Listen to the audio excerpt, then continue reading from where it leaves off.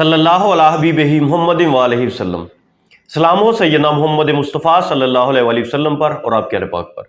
Good welcome करता हूँ किसान पाकिस्तान के खुसूसी प्रोग्राम जिसमें ज़राअत में आर्टिफिशियल इंटेलिजेंस के इस्तेमाल के बारे में आज हम आपको आगाही फराहम करेंगे। आर्टिफिशियल इंटेलिजेंस बेसिकली IT का एक सेक्टर है। इंफॉर्मेशन टेक्नोलॉजी ने ज़राअत में क्या इनकलाब बर्पा किया, आज हम इसके बारे में बात करेंगे। स्मार्ट एग्रीकल्चर इस वक्त पूरी दुनिया में बड़े जोबन के साथ, बड़े जोरों शोर के साथ जारी और सारी है।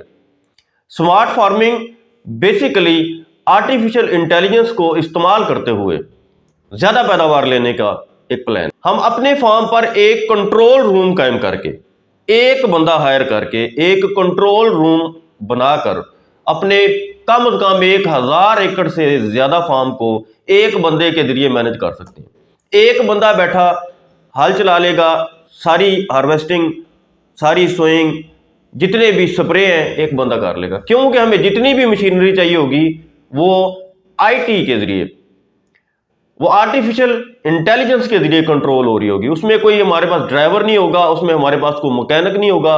मशीनरी को आर्टिफिशियल इंटेलिजेंस के जरिए हम मुकम्मल तौर पर कंट्रोल कर रहे होंगे। क्या ये एक ख्वाब है या एक हकीकत है? जी एक हकीकत है, ये ख्वाब नहीं है, ये आइडिया था। आज से 20 साल या 25 साल पहले एक आइडिया था, लेकिन अब ये इतनी बड़ी टेक्नोलॉजी बन चुकी है कि दुनिया में हजारों एकड़ फार्म ऐसे हैं जहां पर आर्टिफिशियल इंटेलिजेंस का इस्तेमाल करते हुए ज़राअत की जिद्दत के सफर को यकीनी बनाया गया। आज मैं अमेरिका की बात नहीं करूंगा, यूरोप की बात नहीं करूंगा, जर्मनी, फ्रांस, नॉर्वे, इनकी बात नहीं करूंगा, क्योंकि वहां पर तो ये टेक्नोलॉजीज पैदा हुई हैं, इनकी पैदाइश ही वहां पर हुई है। क्योंकि यूरोप के और अमेरिका के जो फार्म है वो तो इतने एडवांस्ड हैं कि हमारे तसव्वुर से भी बाहर है। बगैर ड्राइवर के जो ट्रैक्टर हैं, अगर आप अमेरिका में देख लें कि वो कितने जदीद है, तो आप समझेंगे कि आप एक तसव्वुराती दुनिया में बैठे हो। आज मैं बात करूंगा गल्फ कंट्रीज के बारे में, आज मैं बात करूंगा चाइना के बारे में। गल्फ कंट्रीज में या खलीजी ममालिक में वर्टिकल फार्मिंग, जो कि स्मार्ट फार्मिंग की एक बेहतरीन शक्ल है, इसमें बड़ा काम हो रहा है। वर्टिकल फार्मिंग में हम क्या करते हैं कि टावर्स बनाते हैं, जिस तरह हम बिजनेस टावर बनाते हैं ना, प्लाजे बनाते हैं, इस तरह हम बड़े बड़े 100 मंजिला टावर्स बनाते हैं। इसमें वेजिटेबल फार्मिंग करते हैं, स्ट्रॉबेरी की काश्त करते हैं, खीरे की काश्त करते हैं, पेपर की काश्त करते हैं। अभी ज्यादातर वर्टिकल फार्मिंग को वेजिटेबल्स पे अप्लाई किया जा रहा है। हॉलैंड में कट फ्लावर्स का जितना बिजनेस है वहां पर टावर्स में है, वर्टिकल फार्मिंग की सूरत में हो रहा है, और ये आज से 50 साल पहले से हो रहा है। हमारे मुल्क में वर्टिकल फार्मिंग एक नया चैप्टर है।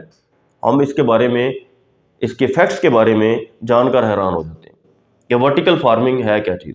वर्टिकल फार्मिंग में आप अपनी फसल को जिस तरह के कंट्रोल्ड पोल्ट्री शेड में कम अरसे में अपनी चूजे की पैदावार परवान चढ़ा लेते हैं, मुर्गी 40 दिन में, 35 दिन में तैयार कर लेते हैं, इसी तरह वर्टिकल फार्म में एक कंट्रोल्ड एनवायरनमेंट होता है जिसमें ज़रूरत के मुताबिक रोशनी फराहम की जाती है, ज़रूरत के मुताबिक रेडिएशंस की मुख्तलिफ शक्लें फराहम की जाती हैं।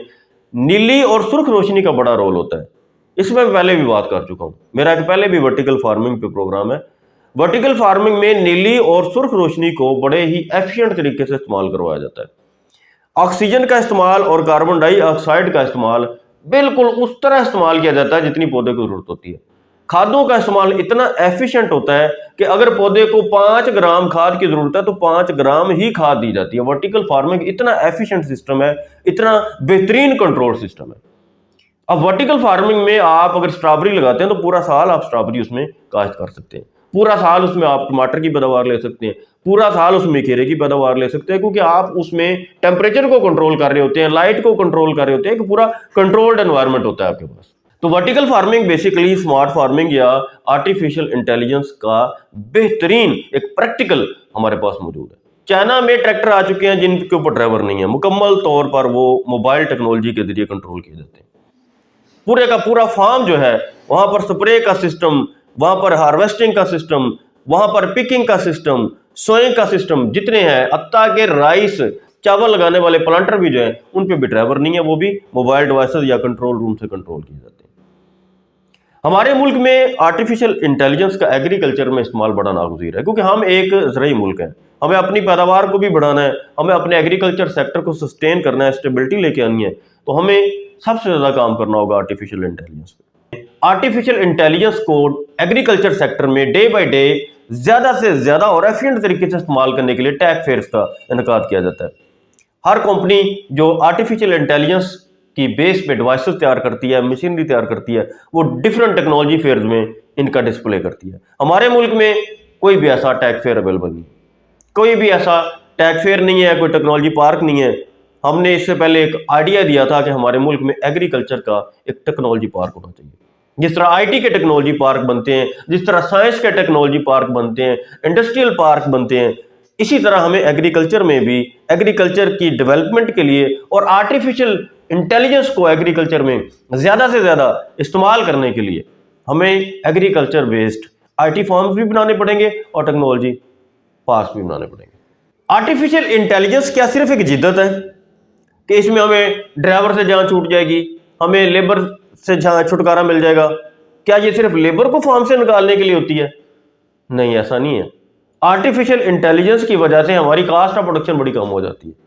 हाँ जी, ये बड़ी मजाका की बात हो सकती है आपके लिए कि इतना महंगा हमारा ये सिस्टम होता है, इतना महंगा कंट्रोल रूम होता है, इतना महंगा सिस्टम है। भाई बगैर ड्राइवर के मशीनरी चलानी है, बगैर ड्राइवर के सारी मैकेनाइजेशन करनी है, अच्छा खासा कंट्रोल रूम पे एक पूरा पैसा लगता है इस पे। तो फिर इसमें कास्ट ऑफ प्रोडक्शन कैसे कम होती है? इसमें कास्ट ऑफ प्रोडक्शन ऐसे कम होती है कि ये सिंगल इन्वेस्टमेंट है, एक दफा हम इन्वेस्ट कर लेते हैं। जैसे कि कंट्रोल्ड पोल्ट्री शेड की मैं मिसाल इसलिए दे रहा हूँ कि वो भी बेसिकली एक जदीद हमारे मुल्क में एक टेक्नोलॉजी है, उसमें हम एक दफा इन्वेस्ट करते हैं।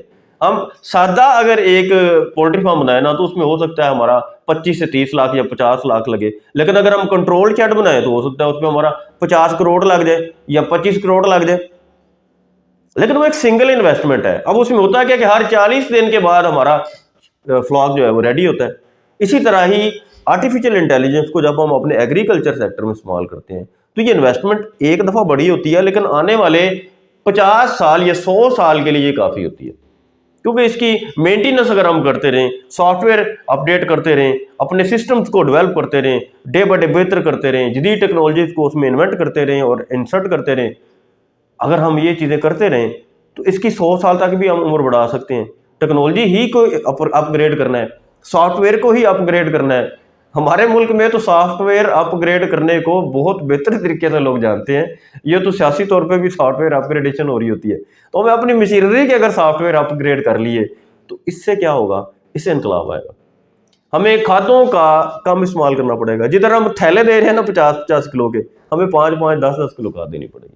कितनी कास्ट ऑफ प्रोडक्शन कम होगी, लेबर की कास्ट कम हो जाएगी। पानी हम खालों में बहा देते हैं, पानी हमें कतरे कतरे स्प्रे की शक्ल में देना पड़ेगा, स्प्रिंकलर सिस्टम से देना पड़ेगा, ड्रिप इरिगेशन सिस्टम से देना पड़ेगा। पानी की हमारे पास बचत हो जाएगी। इसी तरह हम फर्टिलाइजर में भी बचत कर रहे हैं तो प्रोडक्शन भी बढ़ जाएगी। वो फसल जो 6-6 महीने में तैयार हो रही होती है, हो सकता है हमारे पास 2 महीने में तैयार हो जाए। हम ज्यादा फसलें ले सकते हैं, 3 से 4 फसलें ले सकते हैं। आपने अगर गौर किया हो तो पाकिस्तान में एक प्रोजेक्ट लॉन्च हुआ था NARC इस्लामाबाद में, जिसे स्पीड ब्रीडिंग के नाम से जाना जाता है।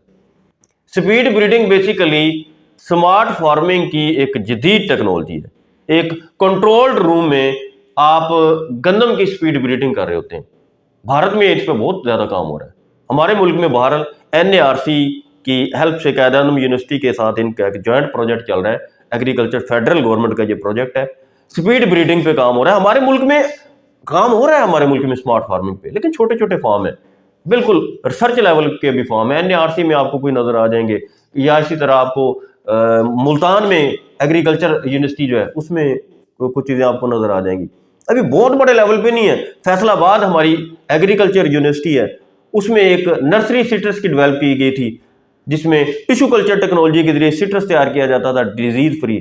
वो आर्टिफिशियल इंटेलिजेंस बेस्ड तो नहीं है, लेकिन फिर भी स्मार्ट फार्मिंग की एक छोटी सी झलक उसमें नजर आती है कि जदीद टेक्नोलॉजी है, उसमें हम टिश्यू कल्चर को इस्तेमाल करें। डिजीज फ्री नर्सरी हमारे मुल्क में एक मौजूद है, इसी तरह और भी नर्सरीज होनी चाहिए। इसी तरह स्पीड ब्रीडिंग पे काम होना चाहिए। अब स्ट्रॉबेरी हम हर साल काश्त करते हैं, लेकिन स्ट्रॉबेरी के लिए हमारे पास अगर वर्टिकल फार्म हो, हम पूरा साल अपने मुल्क में स्ट्रॉबेरी काश्त कर सकते हैं। टमाटर की प्रोडक्शन कम नहीं होगी। अब टमाटर की प्रोडक्शन के लिए हमारे रावलपिंडी में रवात में एक बड़ा जदीद फार्म है जिसमें हाइड्रोपोनिक्स पे काम हो रहा है। तो उस फार्म को हम अगर स्मार्ट फार्म में कन्वर्ट कर लें, उसमें आर्टिफिशियल इंटेलिजेंस बेस्ड टेक्नोलॉजीज लें, तो मैं समझता हूं कि इस्लामाबाद की कम्युनिटी को हम दिखा सकते हैं कि भाई एक जदीद फार्म है।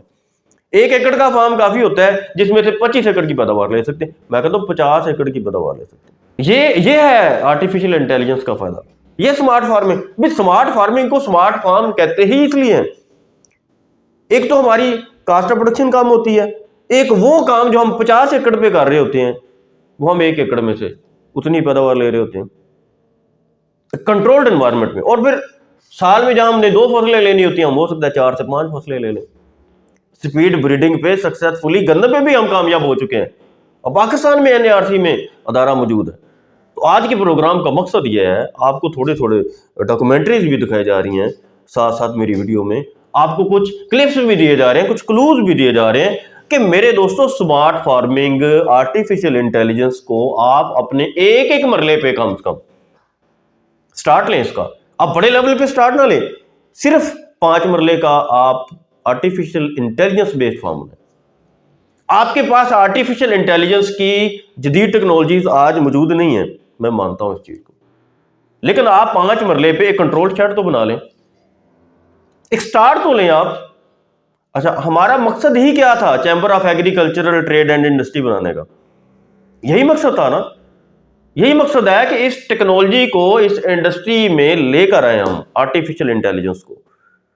हमारा एग्रीकल्चर सेक्टर एक इंडस्ट्री में फुल फ्लेज तरीके से एंटर हो सके, हम जदीद सदी के तकाज़ों को मीट कर सकें। हम कहते हैं हम अपने एक्सपोर्ट्स कैसे बढ़ा सकते हैं एग्रीकल्चर की, तो मेरे भाई हम स्मार्ट फार्मिंग से अपने एक्सपोर्ट्स को बहुत ज़्यादा बढ़ा सकते हैं। आप हैरान होंगे ये बात सुनकर कि क्या इस्लामाबाद में एक टावर बनाकर, एक प्लाजा बनाकर ब्लू एरिया में, मैं एक बहुत बड़ी बात कर रहा हूँ, ब्लू एरिया में एक टावर बनाकर 50 मंजिला, सेंटोरस मॉल तो आपने देखा है इस्लामाबाद में, एक बिजनेस टावर है, वहां पर कारोबार है। लेकिन अगर सेंटोरस मॉल ही की तरह के 3 नहीं, बस एक ही हम टावर बना लें, इतना टमाटर पैदा हो जाएगा उसमें कि पूरे इस्लामाबाद की डिमांड पूरी कर सकता है पूरे साल। जी जी, आप पूरे इस्लामाबाद को टमाटर फराहम करने के लिए अगर सेंटोरस के एक टावर जितना बड़ा टावर बना लें, पूरा साल आप इस्लामाबाद की मार्केट में फ्रेश टमाटर दे सकते हैं। पूरा साल अगर आप इस तरह का टावर बिल्ड कर लें और उसमें खीरा लगा लें, तो पूरा साल इस्लामाबाद पूरे शहर को आप खीरे दे सकते हैं टावर से। उसके लिए आपको कम से कम 1000 एकड़ पे खीरा नहीं लगाना पड़ेगा। ये फायदा है आर्टिफिशियल इंटेलिजेंस, ये फायदा है स्मार्ट फार्मिंग। इस्लामाबाद जैसे बिजनेस सिटी में, उसके मेन बिजनेस हब में, ब्लू एरिया में आप स्मार्ट फार्मिंग या artificial intelligence based smart farming को डेवलप कर सकते हैं। आप न्यूयॉर्क जैसे डेवलप सिटी के मेन सेंट्रल हब में, उसकी मेन बिजनेस मार्केट में एग्रीकल्चर या फार्मिंग कर सकते हैं। आर्टिफिशियल इंटेलिजेंस का इस्तेमाल करते हुए आप इतने एफिशिएंट तरीके से अपनी प्रोडक्शन को कंटिन्यू करते हैं, इतने अच्छे तरीके से पैदावार लेते हैं कि पैदावार में प्रॉफिटेबिलिटी बढ़ जाती है। अब देखें, आपने एक टावर बनाया जिसकी 50 मंजिलें हैं, उसमें आपने अपना टमाटर लगा लिया या खीरा लगा लिया। मैं मिसाल देने के लिए बात कर रहा हूँ कि खीरे या टमाटर की बात कर लेते हैं, ये हमारी डेली रूटीन की चीज़ें। अब आपने उसमें 50 मंजिला इमारत में खीरा या टमाटर लगा लिया, उसको बहुत कम मकदार में खाद देनी पड़ेगी आपको, क्योंकि उसकी ज़रूरत की खाद ही देनी है हमने, बस वो थैले तो नहीं फेंक के आ जाने। फिर उसमें जो प्रोडक्शन होगी उसका एक और भी फायदा होगा, एक ऐसा फायदा जिसके बारे में आप तसव्वुर भी शायद नहीं कर सकते। 100% ऑर्गेनिक होगा, 100% जहरों से पाक होगा। आपको उस पर पेस्ट का स्प्रे करना ही नहीं पड़ेगा, क्योंकि वो कंट्रोल्ड होगा ना, बंद होगा, उसमें बाहर शीशा लगा हुआ होगा, अंदर कीड़ा आएगा ही नहीं, अंदर कीड़ा आएगा ही नहीं। फंगस के स्प्रे करने पड़ सकते हैं आपको, वो भी अगर आप ट्रैकोग्रामा या ट्रैकोडर्मा का इस्तेमाल करते हैं तो थोड़े बहुत अगर कोई इंसेक्ट आ गए तो वो भी कंट्रोल हो जाएंगे।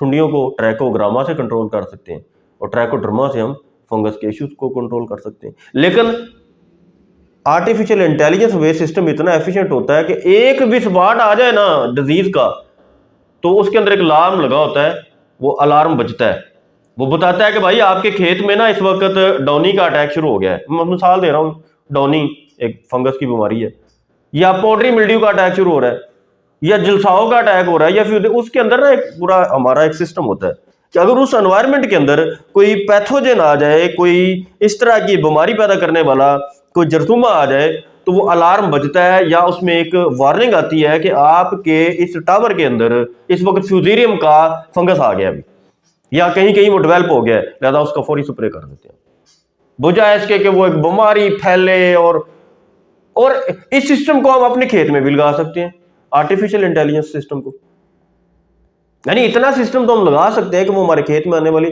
बीमारी के बारे में बता सके। अब यहां पर एक और सवाल भी पैदा होता है कि क्या वर्टिकल फार्मिंग में ही आर्टिफिशियल इंटेलिजेंस को इस्तेमाल किया जा सकता है? नहीं, बिल्कुल भी नहीं। आर्टिफिशियल इंटेलिजेंस को इस्तेमाल करने के लिए लाजमी तो नहीं है कि आप एक बहुत बड़ा टावर बनाएं, एक बहुत बड़ा कंट्रोल शेड बनाएं, ये उस तरह तो नहीं है। आर्टिफिशियल इंटेलिजेंस आपके मोबाइल में चलने वाली डिफरेंट टेक्नोलॉजीज होती हैं जिनको मोबाइल की मदद से या कंप्यूटर की मदद से आप कंट्रोल करते हैं। अब आपके खेत में एक डिवाइस लगा हुआ है, मैंने कुछ डिवाइसेस फार्मर्स को दिए हैं जो पानी को कंट्रोल करते हैं, बताते हैं कि फसल को पानी कब चाहिए। मैंने कुछ डिवाइसेस फील्ड में इंस्टॉल करवाए हैं, हमने वाटर सिस्टम के लिए, इरिगेशन सिस्टम के लिए कुछ इंस्टॉल करवाए हैं, आपके खेतों में लगे हुए हैं। इसी तरह कुछ ऐसे डिवाइसेस होते हैं जो बीमारियों के बारे में बताते हैं कि आपके खेत में या आपकी फसल पर ये बीमारी आ चुकी है या ये पेस्ट आ चुका है, सेंसर लगे होते हैं उसके अंदर, तो आप अपने खेत में लगा सकते हैं, इंस्टॉल कर सकते हैं। उसके लिए लाजमी तो नहीं कि बहुत बड़ा टावर ही हो तो उसमें वो काम करेंगे। आर्टिफिशियल इंटेलिजेंस या मसनूई जहानत आपके खेत में भी इस्तेमाल हो सकती है, लेकिन अगर इसको टावर में इस्तेमाल करना चाहें तो इस्लामाबाद जैसे ब्लू एरिया में टावर बनाकर आप फार्मिंग कर सकते हैं। मैं कहना यह चाह रहा हूं कि आर्टिफिशियल इंटेलिजेंस या स्मार्ट फार्मिंग इतनी जदीद टेक्नोलॉजी है, इसको आप अपने बेडरूम में भी कर सकते हैं। अब अपने बेडरूम के अंदर एक छोटी सी सेफ जिस तरह होती है, उतना बड़ा एक कंट्रोल्ड एनवायरनमेंट बनाकर अपने बेडरूम में टमाटर और खीरे लगा सकते हैं। यह फायदा है आर्टिफिशियल इंटेलिजेंस का। इतना कंट्रोल्ड एनवायरनमेंट ये देती है कि आप अपने बेडरूम में, अपने सोने के कमरे में भी फार्मिंग कर सकते हैं। अपने घर का टमाटर आप अपने सोने के कमरे में तैयार कर सकते हैं। ये आर्टिफिशियल इंटेलिजेंस का। हम क्या करते हैं, वो जी किचन गार्डनिंग करनी है, छतों पे पौधे लगाने हैं, गमलों में पौधे लगाओ, भाई निकलो इनसे आगे यार। क्या आपने ये फजूल से काम किए हुए हैं, छतों पे गमले लगाने हैं? भाई अपने बेडरूम के अंदर सब्जियां लगाओ, टमाटर लगाओ यार, जिद्दत की तरफ आओ यार। दुनिया कर रही है ये सारा कुछ। आप क्या समझते हैं कि ये मैं इधर जो बातें कर रहा हूँ ये सिर्फ ऐसे कहानियां ही हैं? ओ भाई आप मेरी वीडियोस देख रहे हैं, क्लिप भी देख रहे हैं, भाई दुनिया में हो रहा है ये सारा कुछ। वर्टिकल फार्मिंग इतनी जिद्दत के साथ डेवलप हो चुकी है मेरे पाकिस्तान के किसान भाइयों और बिजनेस इंडस्ट्री के लोगों। आज मैं आप सब दोस्तों को दावत देता हूं कि आर्टिफिशियल इंटेलिजेंस बेस्ड टेक्नोलॉजीज को इस्तेमाल करते हुए अपने फार्मिंग को स्मार्ट करें, अपनी फार्मिंग को बेहतर करें, अपने मुल्क को बेहतर करें।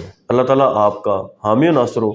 उम्मीद करता हूं कि आज का प्रोग्राम आपके अंदर एक जज्बा और एक सोच पैदा करेगा, आपके अंदर एक सोच पैदा करेगा कि अपने मुल्क में फार्मिंग के लिए काम करना है।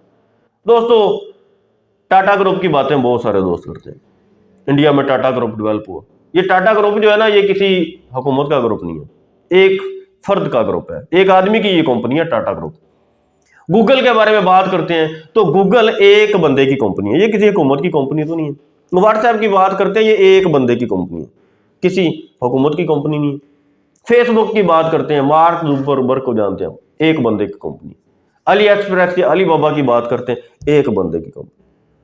अफराद के हाथों में है अकवाम की तकदीर, हर फर्द है मिल्लत के मुकद्दर का साथ। यार अपने पाकिस्तान को अगर आपने ग्रो करना है तो अपने अपने दायरे में रहकर काम करें यार। एक मरले के लिए आप स्मार्ट फार्मिंग पे आ जाएं, एक मरले के लिए कोई एक आर्टिफिशियल इंटेलिजेंस बेस्ड टेक्नोलॉजी अपने फार्म पे डेवलप करें।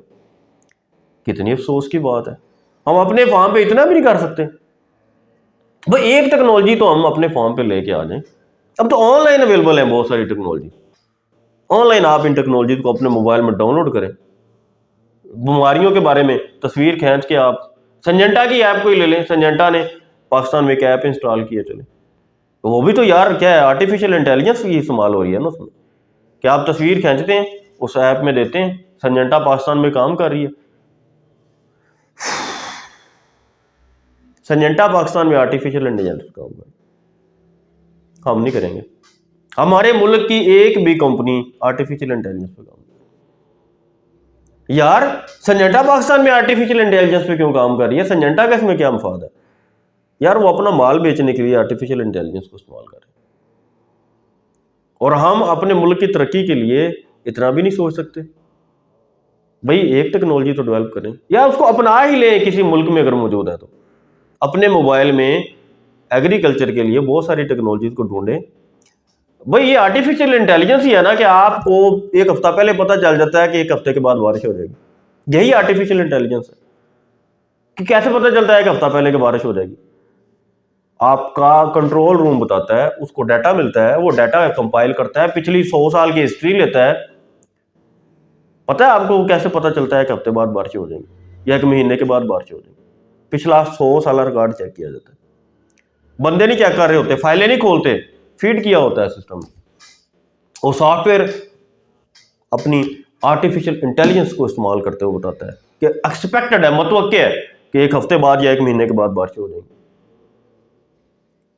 ये आर्टिफिशियल इंटेलिजेंस सिर्फ हमारे मुल्क में कमर्शलाइज्ड नहीं है, मौजूद है, इसकी कुछ शक्लें मौजूद हैं, लेकिन इसको कमर्शलाइज करने की जरूरत है।